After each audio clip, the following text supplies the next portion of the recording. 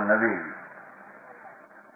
એવા પરમાત્માને તેના ઉપાય વળી જેને નિજ પદની પૂર્ણ દિશા પ્રાપ્ત કરી એવા પરમાત્માને પીછાણીને ઓળખીને ખ્યાલમાં લઈને મારા લક્ષમાં લઈને એવા સિદ્ધ પરમાત્માઓ કો નમસ્કાર કરતા હું. જો આ મંગળી પહેલું કહ્યું.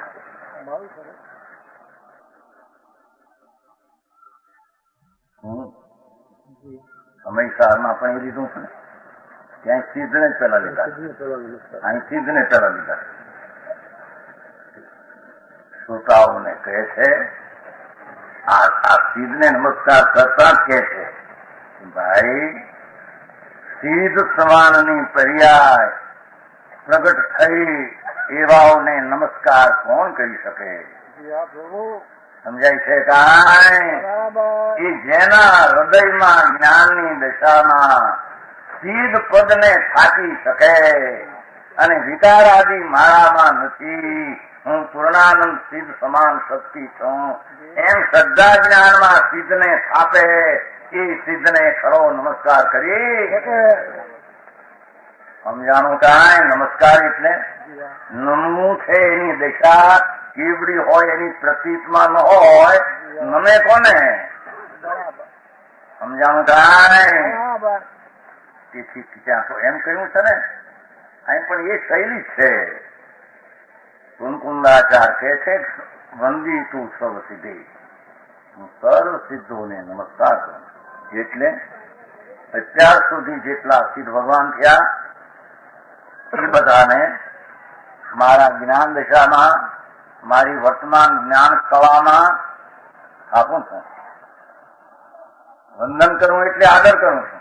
અનંત સિદ્ધો થયા અત્યાર સુધી અનાદિથી થતા આવે છે. 6 મહિના ને 8 સમયમાં 6 ને 8 મુક્ત પદને પામે એવું કેવું જ્ઞાન ભગવાને જોયું છે. 6 મહિના ને 8 સમયમાં 6 ને 8 મુક્તિ પામે એવા આત્માઓ અનંતકાળથી સિદ્ધ સમૂહ ભેગા થયા છે. સિદ્ધ સમૂહ એ આવે છે ને, સિદ્ધ સમૂહ એવું આવે ત્યાં પૂજામાં આવે છે. સમજાણું કાંઈ? એ મોટા સિદ્ધના મોટું નગર ભરાનું છે. ત્યાં સિદ્ધની વસ્તી છે. ત્યાં ઉપર જ્યાં સિદ્ધ પરમાત્મા બિરાજ ત્યાં સિદ્ધની વસ્તી બિરાજે બધી. અનંતા સિદ્ધો બિરાજે છે. પણ સૌની સત્તા ભેન છે એવા અનંત સિદ્ધો એની નગરીમાં બિરાજમાન છે. કે છે એવાને હું અહીંયા મારા વર્તમાન જ્ઞાનમાં ઉર્ધમાં રહ્યા છતાં એને હેઠે ઉતારું. સાંઈ એવું પધારો પધારો મારે આંગણે.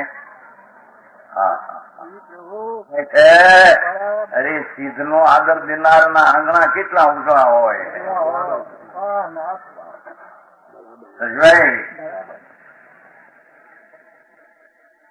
એક રાજા આવે તો એ આંગણું સાફ કરે છે.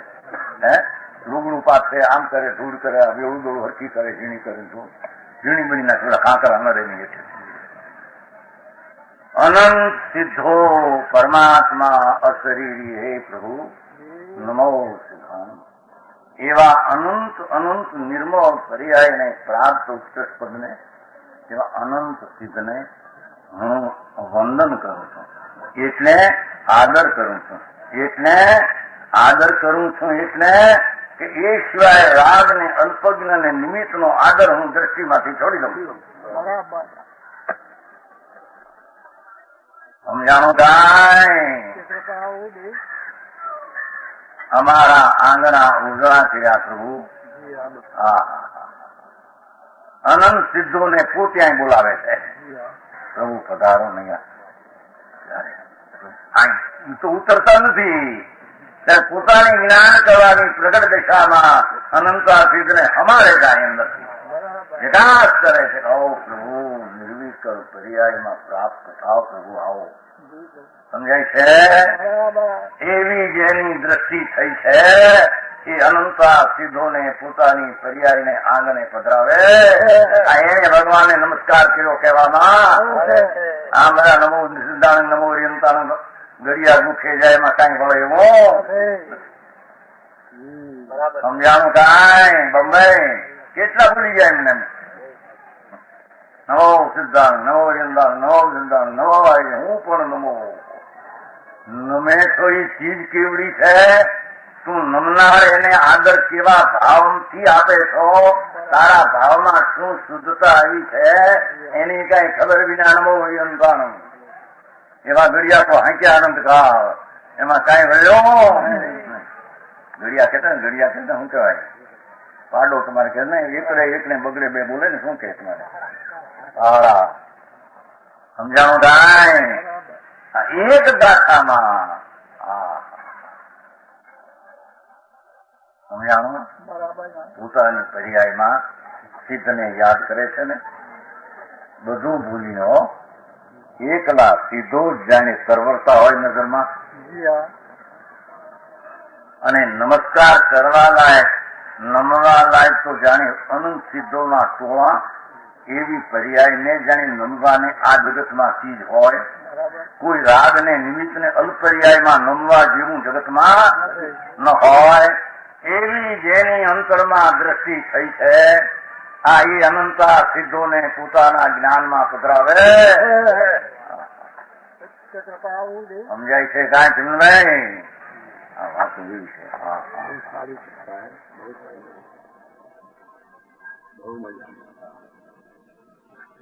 ત્યાં પણ ધ્યાનમાં લીધું છે પ્રભુ આપે તો નિર્મળ ધ્યાન કર્યું છું ને એનો ભરોસો એનું ભાન અને એ નિર્મળ ધ્યાનમાં દ્વારા એ પૂર્ણાનંદની શક્તિની વ્યક્તતા શક્તિમાં તો હતું હો પણ પ્રગટતા થઈ એવી દશાને પ્રાપ્ત એવા પરમાત્માને હું નમસ્કાર કરું એનો જ હું આદર કરું એમ કરીને પહેલી ગાથામાં મહામંગળી આપડા શરૂઆત કર્યું ને એમને બાઈ વાતો કુદરત ક્યાં ક્યાંનો મેળ છે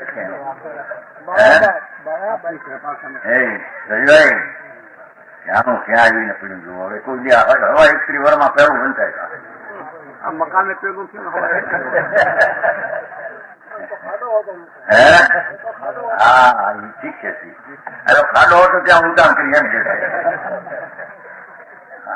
એમ જેની પર્યાયમાં ખાજ છે નદીની અજ્ઞાનમાં મિથ્યા ધમમાં હું રાગીને દ્વિષની ખાજ મોટી છે થોડ ખાજ કે છે મારા બંગલા અવતાર સિદ્ધના અંદર સમજાણું કાંઈ સચિદાનંદ પ્રભુ સર્વજ્ઞ ત્રિલોકનાથ પરમેશ્વરે એમ કહ્યું પરમેશ્વરના મુખમાં એમ આવ્યું કે તું સિદ્ધ સમાન તને હું જોઉં છું ને કેવજ્ઞાની પરમાત્મા એ એમની વાણીમાં ઇન્દ્રોની ઉપસ્થિતિમાં સમવસ્ત્રની સભામાં મોટા ઇન્દ્ર લોકના અર્ધલોકના સ્વામી સમજાય છે દક્ષિણેન્દ્રના સ્વામી સુધર્મેન્દ્ર ઉત્તરના સ્વામી ઈશાનેન્દ્ર એવા ઇન્દ્રોની ઉપસ્થિતિમાં ભગવાન ફરમાવે છે ભાઈ અમે તને સિદ્ધ સમાન જોઈએ છે ને બરાબર તું જોતા શીખ ને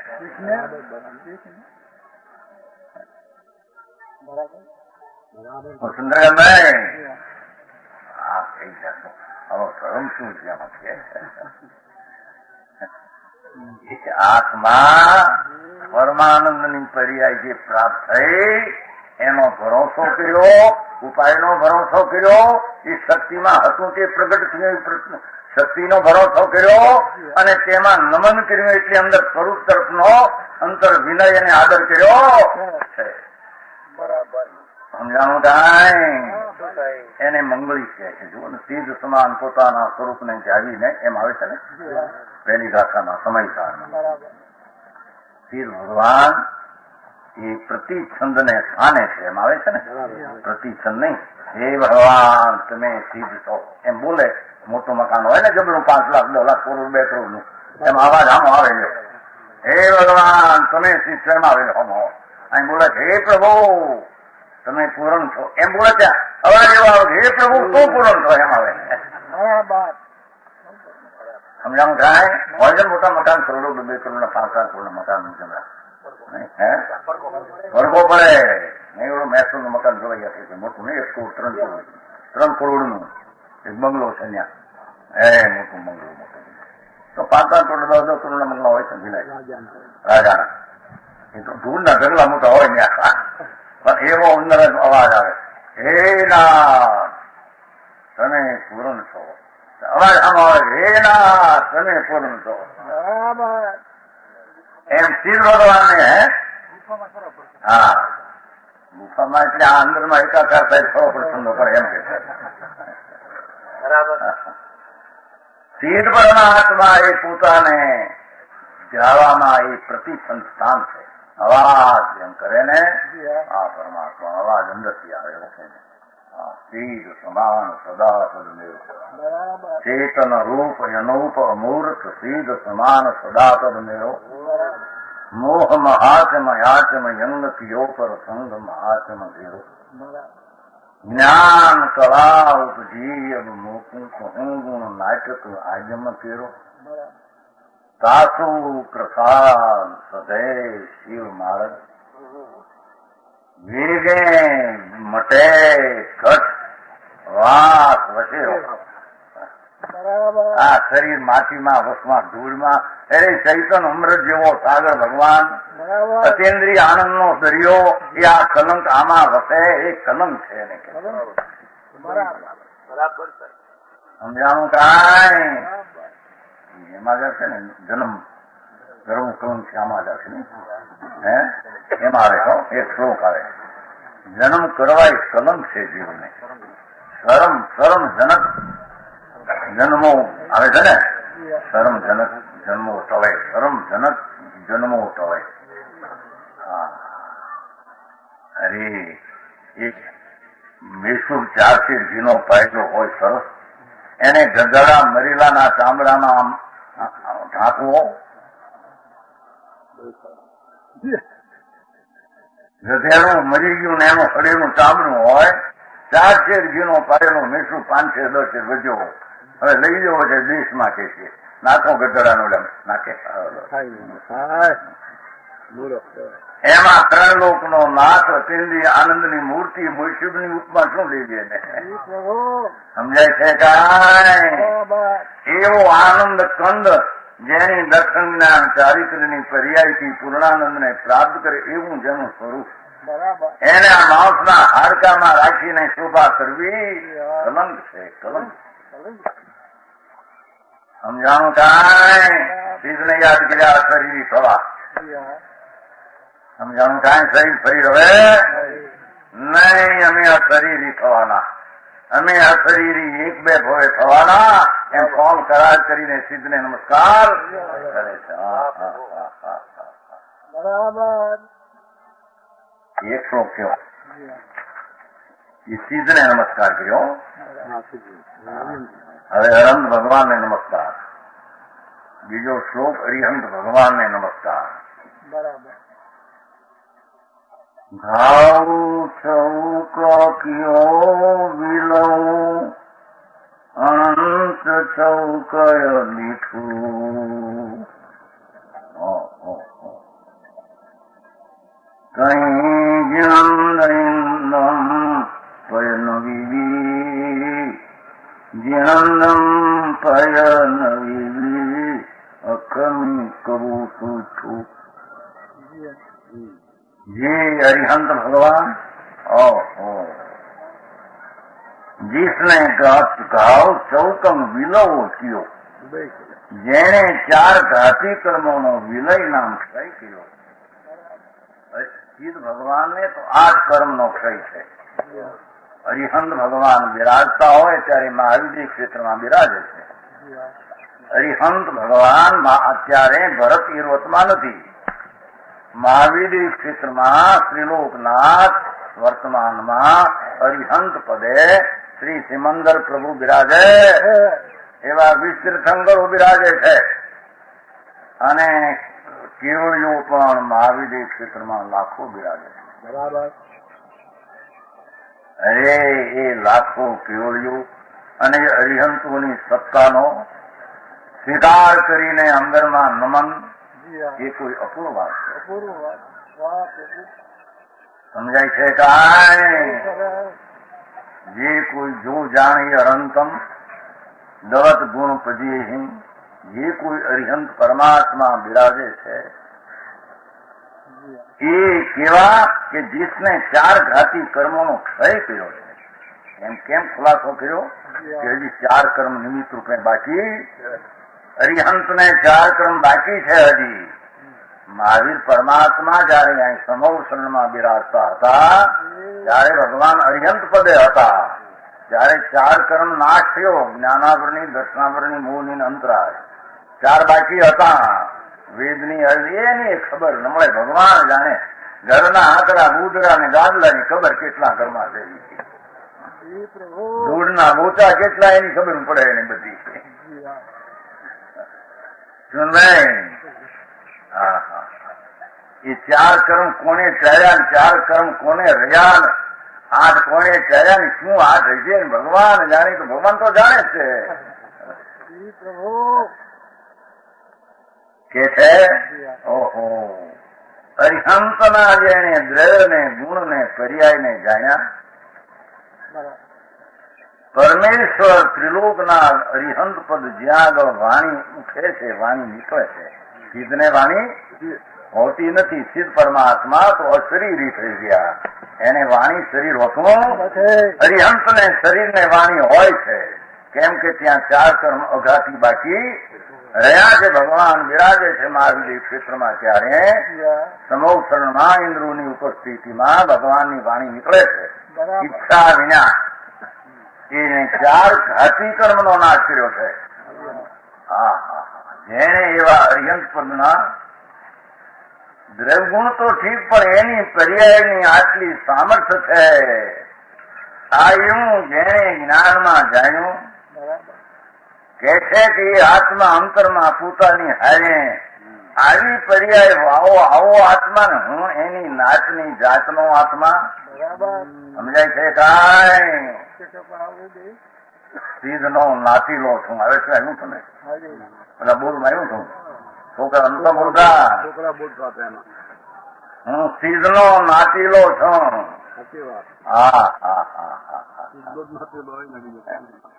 હું નિગોદ ને એવા સંસારીનો નાતીલો હું.